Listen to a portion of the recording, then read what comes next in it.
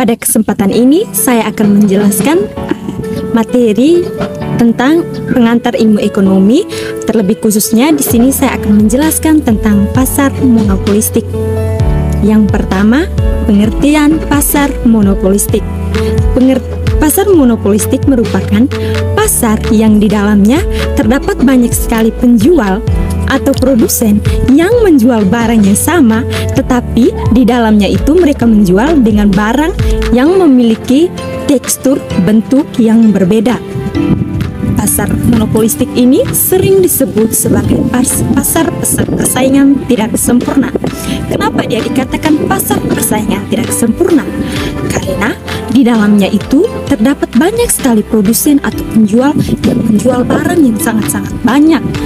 Nah, jika salah satu produsen pasti akan kalah, salah satu dari produsen tersebut pasti akan kalah bersaing karena terdapat banyak sekali barang yang diperjualkan.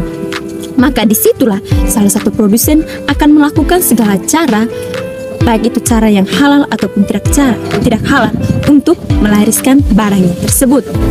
Oke, yang berikutnya saya akan menjelaskan tentang ciri-ciri pasar monopolistik. Yang pertama, terdapat banyak sekali produsen atau penjual. Seperti yang saya telah katakan tadi, bahwa pasar monopolistik itu memiliki banyak sekali produsen atau penjual yang menjual pada satu pasar yang sama. Yang kedua itu, terdapat diferensiasi produk. Diferensiasi produk merupakan pasar tersebut menjual barang yang sama tetapi memiliki ciri khas, tekstur, bentuk yang sangat-sangat berbeda.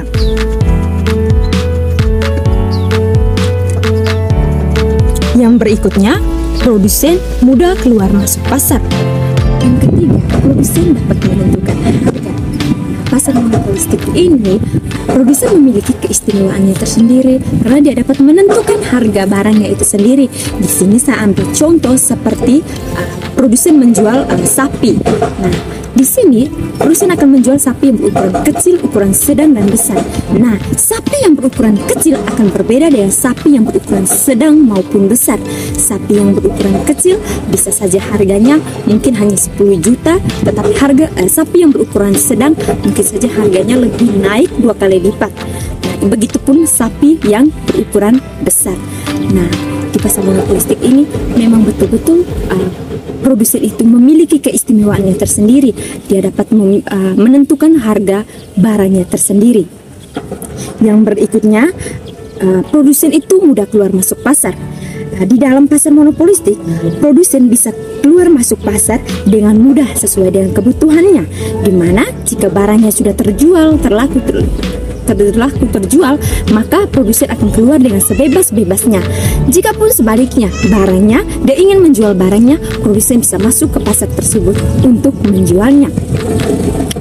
Yang berikutnya itu, produsen dapat melakukan promosi. Nah, di sini produsen dapat melakukan promosi itu sangat-sangat penting karena di mana promosi tersebut dapat melariskan barangnya tersebut. Jika produsen tidak memiliki keahlian dalam mempromosi suatu barangnya tersebut, maka barangnya tersebut tidak akan laku terjual di pasaran. Nah, produsen itu bisa melakukan promosi lewat media sosial seperti Facebook, aplikasi Lazada, dan sebagainya. Yang berikutnya itu pengaruh iklan dan biaya produksi pasar monopolistik. Perusahaan memiliki keunikannya masing-masing. Hal ini membuktikan bahwa pasar monopolistik tidak bersaing untuk harga.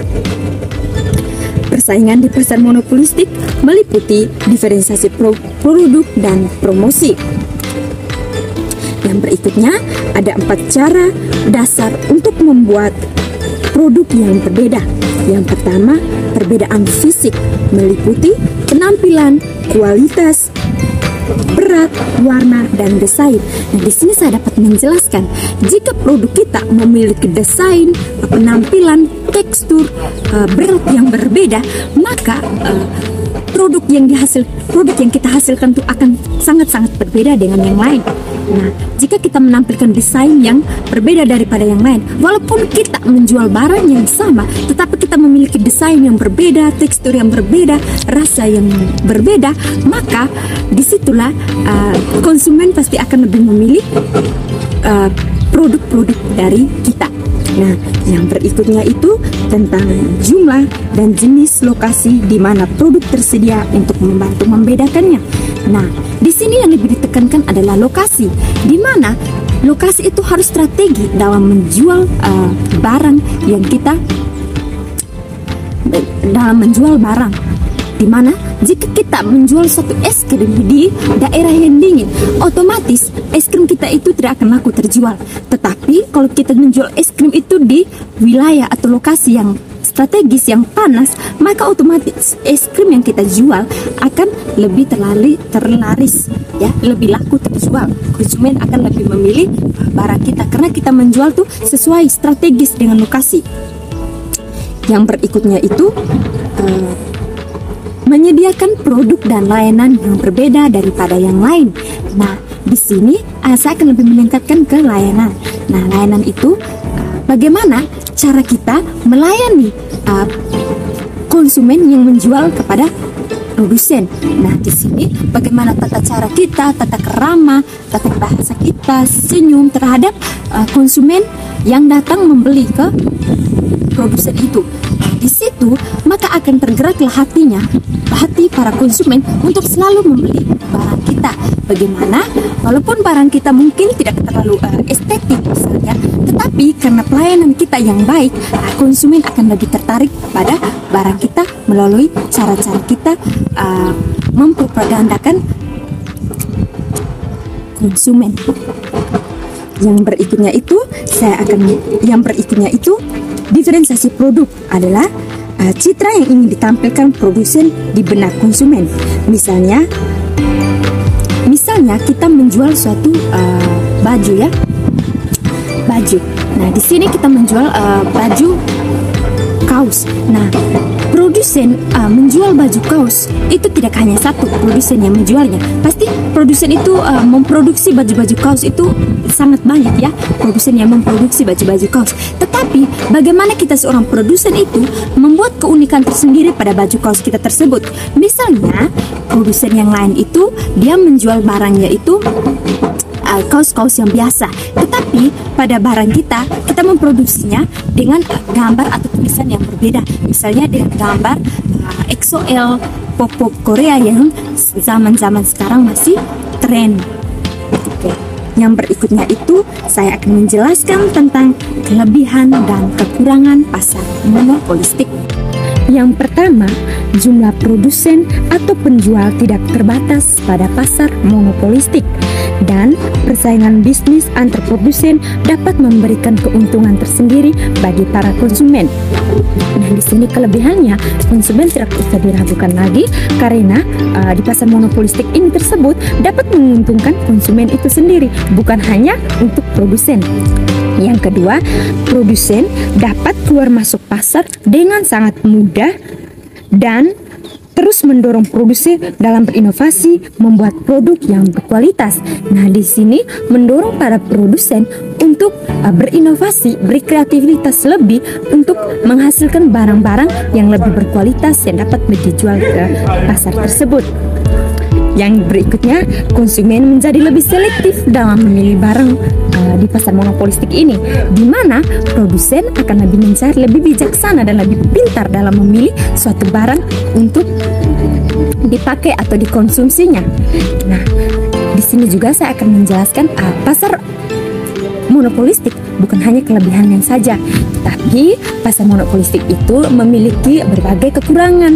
Nah, di sini yang pertama saya akan menjelaskannya, yaitu pasar monopolistik mempunyai persaingan yang sangat ketat, baik pada segi harga, kualitas maupun pelayanannya. Produsen yang memiliki modal sedikit dan mempunyai pengalaman yang kurang akan berpindah-pindah pasar ini. Nah, di sini ditekankan lebih kepada produsen. Produsen harus memiliki skill dan pengalaman yang cukup yang lebih banyak, sehingga produsen tersebut dapat menjual di pasar monopolistik ini.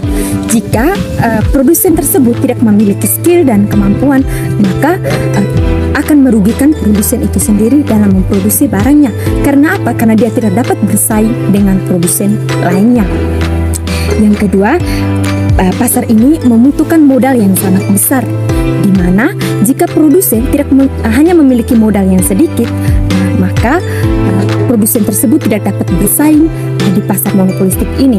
Karena di pasar monopolistik ini harus betul-betul memiliki modal awal yang cukup sangat besar. Nah, di sini juga para produsen harus memiliki modal yang banyak, uang yang banyak, dan pengalaman dan skill yang banyak pula. Yang berikutnya, saya akan menjelaskan tentang penyebab terbentuknya pasar monopolistik. Penyebab terbentuknya pasar monopolistik ini, yang pertama, hambatan teknis. Hambatan teknis merupakan ketidakmampuan dalam bersaing dengan perusahaan lain yang sudah ada sebelumnya. Yang kedua, itu hak paten atau hak cipta. Tidak semua monopolistik berdasarkan hukum undang-undang yang mengakibatkan efisiensi hak paten atau hak cipta. Misalnya, orang yang melakukan suatu penemuan akan memilih hak monopoli dalam penemuannya itu. Sampai di sini saja penjelasan saya tentang pasar monopolistik. Semoga bermanfaat dan terima kasih.